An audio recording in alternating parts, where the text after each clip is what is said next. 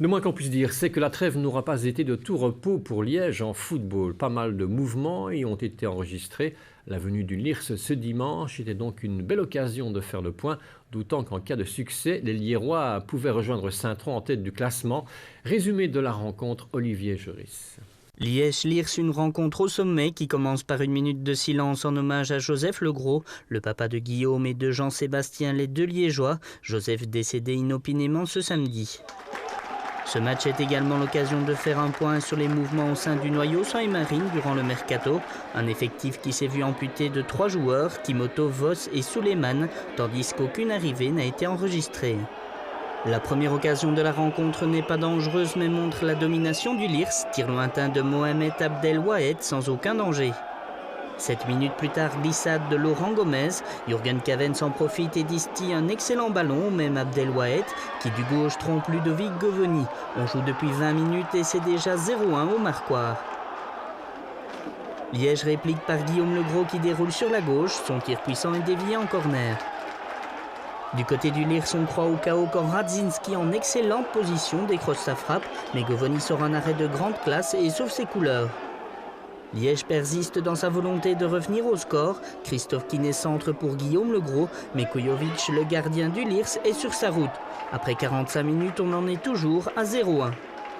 Le début de seconde période est plus calme. Rafa Caranta décide alors d'injecter du sang neuf. Geertheys, le vétéran, est remplacé par Canalé.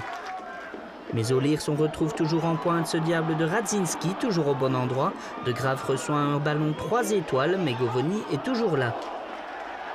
Quinet donne à Van den Brandt au milieu de terrain. Le prodige liégeois offre un caviar à Guillaume Legros qui trompe du gauche Kujovic. Liège est récompensé de ses efforts, un partout à la 73e minute.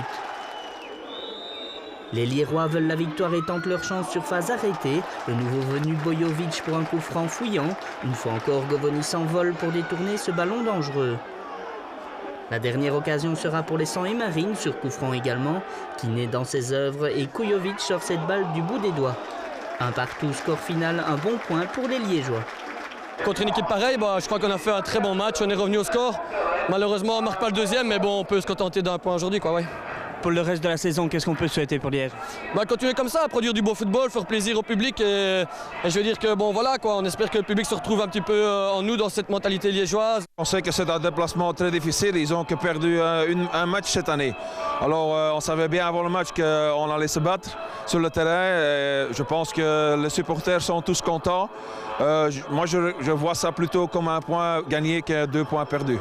Et les bouillants supporters du matricule 4 peuvent déjà se préparer pour la prochaine rencontre à domicile, puisque Liège recevra dans 15 jours les leaders de Saint-Tron. On fait maintenant le point sur la division 2. On notera samedi la défaite de Virton et le succès de Waasland. Ce dimanche, Eupen crée la surprise en s'imposant à Ostende.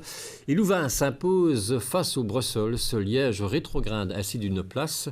Les Liégeois sont 12e, dépassés par Louvain. Et dans le bas, petit événement, Eupen refait son apparition dans notre classement. C'est désormais Namur qui est 19e et dernier.